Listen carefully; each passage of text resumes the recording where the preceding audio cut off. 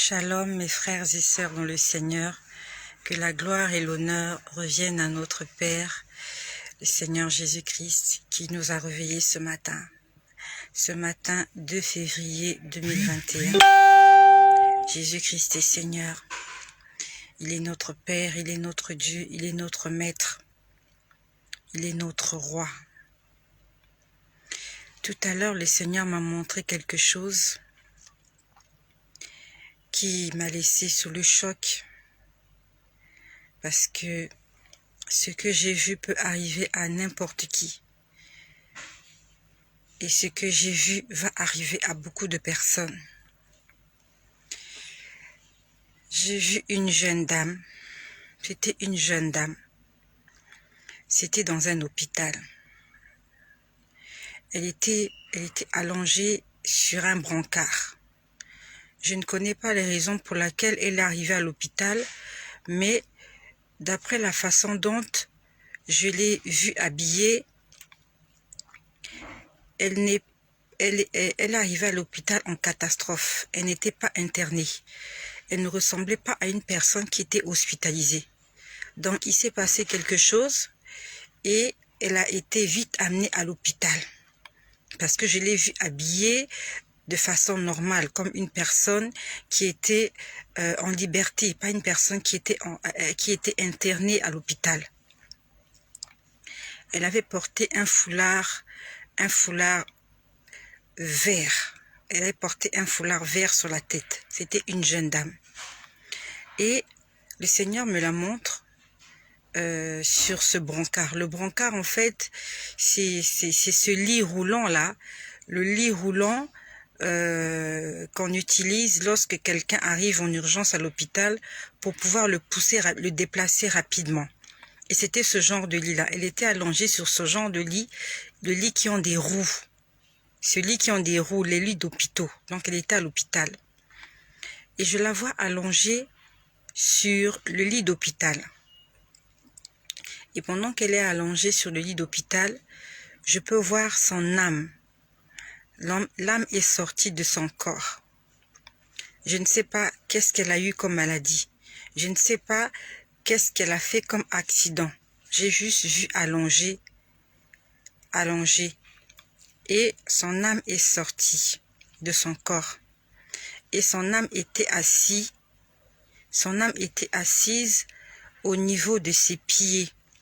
Juste après ses pieds, je voyais son âme. En fait, elle était deux.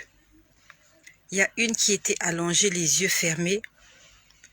Et il y a une autre, elle, qui était assise sur le lit, juste au niveau des pieds. Et elle était en train de pleurer. Son âme était en train de pleurer. J'étais en train d'écouter son âme pleurer. Je ne sais pas de qui il s'agit. Je ne sais pas s'il s'agit d'une personne qui est abonnée à cette chaîne. Je ne sais pas.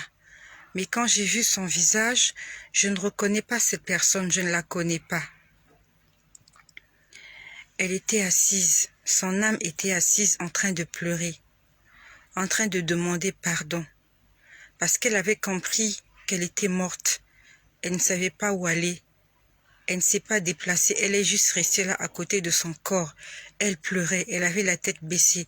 Elle pleurait, en train de demander pardon. Elle demandait pardon, elle disait « Seigneur, pardonne-moi, Seigneur, pardonne-moi, Seigneur, pardonne-moi ». Alors, j'ai entendu une voix. Pendant qu'elle demandait pardon, j'ai entendu une voix. La voix était en train de dire « Veillez et priez donc, car vous ne savez à quelle heure le maître de la maison reviendra. Veillez et priez donc, car vous ne savez à quelle heure le voleur viendra. » Pendant qu'elle demandait pardon, elle était désespérée. Je ne sais pas depuis combien de temps elle demandait pardon, mais j'ai senti qu'elle était désespérée. Elle était fatiguée. Elle ne pouvait pas repartir dans son corps. Son corps était inanimé, allongé. Elle était en train de demander pardon. Et pendant qu'elle demandait pardon, la voix insistait. La voix insistait. La voix disait, « Veillez et priez donc, car vous ne savez à quelle heure viendra le maître de la maison. Veillez et priez donc, car vous ne savez à quelle heure de la nuit le voleur viendra. » Et il y avait une chanson, j'entendais une chanson qui disait, « Jésus-Christ est Seigneur. » Pendant tout ce temps, pendant que la voix était en train de parler, il y avait une chanson, je ne sais pas qui l'a chantée, qui disait « Jésus-Christ est Seigneur ». La sœur continue à demander pardon. La voix continue à lui répondre en disant « Veillez et priez ». Et la chanson passait en disant « Jésus-Christ est Seigneur ». Je n'ai pas vu cette sœur regagner son corps. Le Seigneur, je ne sais pas pourquoi il m'a montré cette image de quelqu'un qui est mort. Je ne sais pas de quelle maladie, mais c'était un effet de surprise. Parce que je l'ai vue habillée de façon décente. Elle n'était pas hospitalisée. Et je l'ai vue mourir, son âme assise sur le lit en train de pleurer amèrement. Dans Isaïe 55 au verset 6, il est écrit « Cherchez l'Éternel pendant qu'il se trouve. Invoquez-le tandis qu'il est prêt. » On ne cherche pas l'Éternel dans le séjour des morts. On ne cherche pas l'Éternel quand on est décédé. On prie quand on est vivant. Dieu est un Dieu vivant.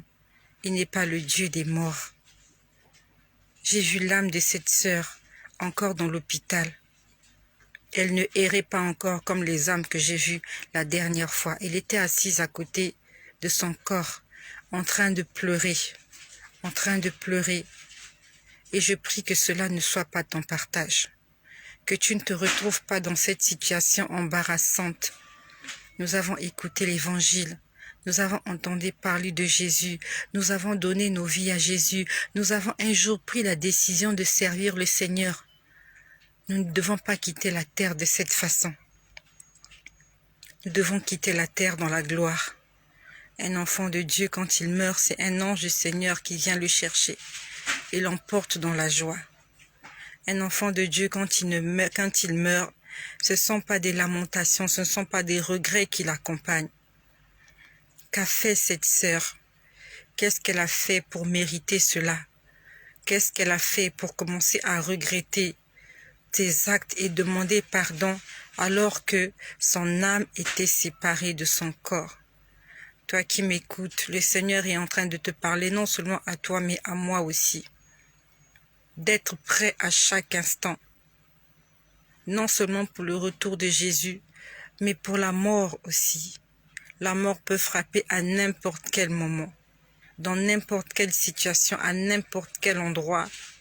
Nous devons être toujours dans un état de sanctification. Nous devons marcher en permanence dans la crainte de l'Éternel et dans l'obéissance. J'ai entendu cette sœur pleurer. Elle pleurait. Et pendant qu'elle pleurait, je pouvais entendre d'autres personnes aussi en train de se lamenter. Elle n'était pas la seule. Je ne sais pas si c'était dans le même hôpital, je ne sais pas. Mais pendant qu'elle demandait pardon, elle avait la tête baissée. Elle pleurait, elle était désemparée. Et au même moment, j'entendais aussi des voix en train de pleurer, en train de se lamenter et de crier au secours. Ils criaient, voilà, ils disaient « Aide-nous, Seigneur, aide-nous ». Les gens demandaient à l'aide. J'entendais des gens demander à l'aide. Les gens demandaient à l'aide. Ce n'est pas un amusement ce que je vous dis. Ça va effrayer certaines personnes, mais c'est la réalité. Ça se passe comme ça chaque instant. Il y a une âme qui quitte son corps et qui se rend compte que c'est terminé, que la vie est finie. C'est fini, c'est fini. Qu'elle ne pourra plus jouir de son corps, qu'elle ne pourra plus jouir de ses membres, qu'elle ne pourra plus vivre. Sauf que c'est trop tard. C'est trop tard. C'est trop tard. Répands-toi. Demande pardon au Seigneur pendant qu'il est encore temps. Abandonne le péché. Sortons du milieu d'eux. Vivons pour la gloire du Seigneur. C'est triste. Quand j'y pense, je suis triste. Parce que je me dis que ça peut être moi aussi. Ça peut être toi aussi. C'est peut-être pas seulement cette sœur, ça peut être un frère aussi qui me suit. Un jour, ton corps va quitter ton âme. Et alors tu te rendras compte que tout est terminé. Tu te rendras compte que tout ce que tu as fait dans ta vie est passé si vite. Le temps est passé si vite. Si vite. Et que le moment du jugement est arrivé. Le moment de la rétribution. Le moment de la récompense.